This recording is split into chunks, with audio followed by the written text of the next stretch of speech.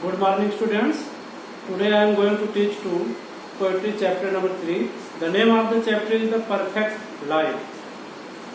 The perfect life सबसे पहले हम जानने का प्रयास करते हैं. Perfect life ये कक्षा 10 विषय अंग्रेजी का जो है 3rd चैप्टर पोएट्री का है. The perfect life.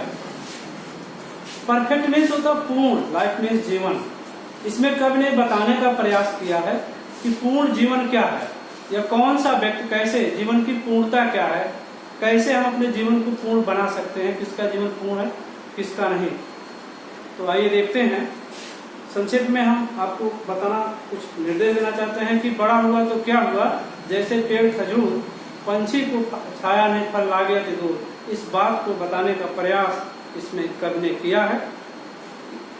कहने का मतलब हमारा जीवन पूर्ण तभी होगा जब हम किसी के काम आएंगे. इस बात को बताने का प्रयास किया है. तो आइए देखते हैं उन भावनाओं को कैसे व्यक्त किया है कवि ने. It is not growing like a tree in bulk. It is not a नहीं है, ग्रोइंग माने वृद्धि करके, विकास करके, लाइक ए ट्री एक वृक्ष की भांति, इन बल्क बड़ी मात्रा में, एक वृक्ष की भांति बड़े मात्रा में बड़ा होकर या वृद्धि करके, doth make man better be. Doth make man better be व्यक्ति को ज्यादा अच्छा नहीं बनाता है.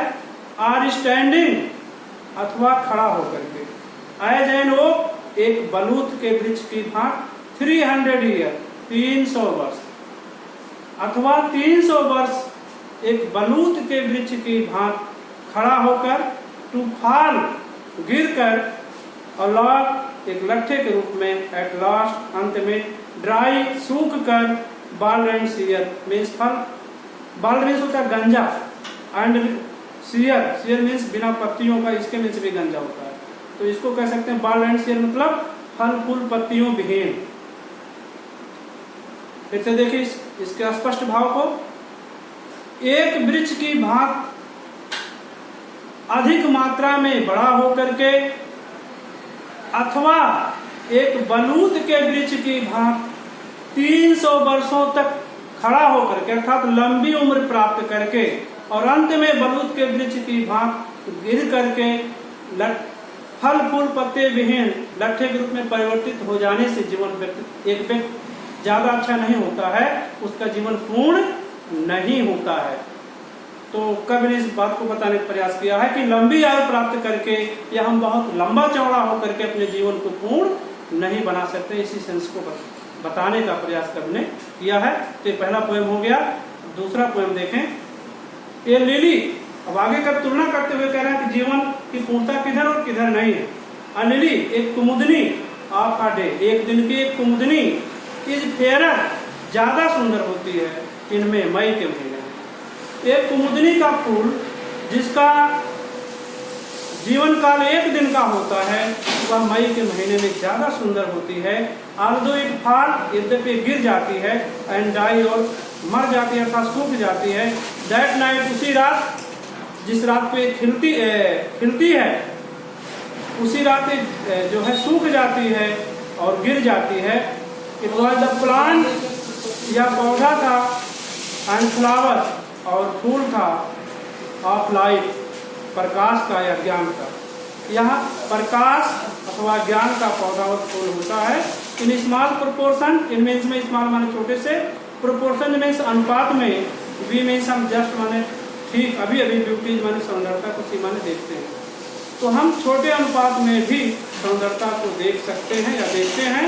And in short measures, and in short माने छोटे, मेजर्स मीन्स होता मापन, मापना, लेकिन यहाँ पर अनुपात से ही तात्पर्य है.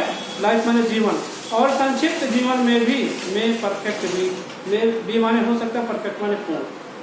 तो एक कुमुदनी का फूल जो मई के महीने में ज्यादा सुंदर दिखाई देती है, यद्यपि वह जिस दिन खिलती है उसी दिन गिर कर सूख करके गिर जाती है, फिर भी यह ज्ञान और प्रकाश, ज्ञान अथवा प्रकाश का पौधा और फूल होता है.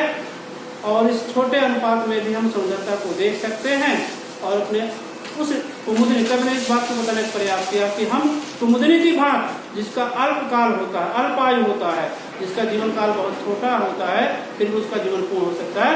अर्थात हम कुमुदनी की भांति अपने जीवन को अच्छे कार्यों में लगा करके अपने जीवन की पूर्णता को प्राप्त कर सकते हैं, हम अपने जीवन को पूर्ण बना सकते हैं। तो आज की वीडियो में डियर स्टूडेंट्स इतना ही, शेष हम अगला चैप्टर नेक्स्ट डे पढ़ाएंगे। थैंक यू, धन्यवाद।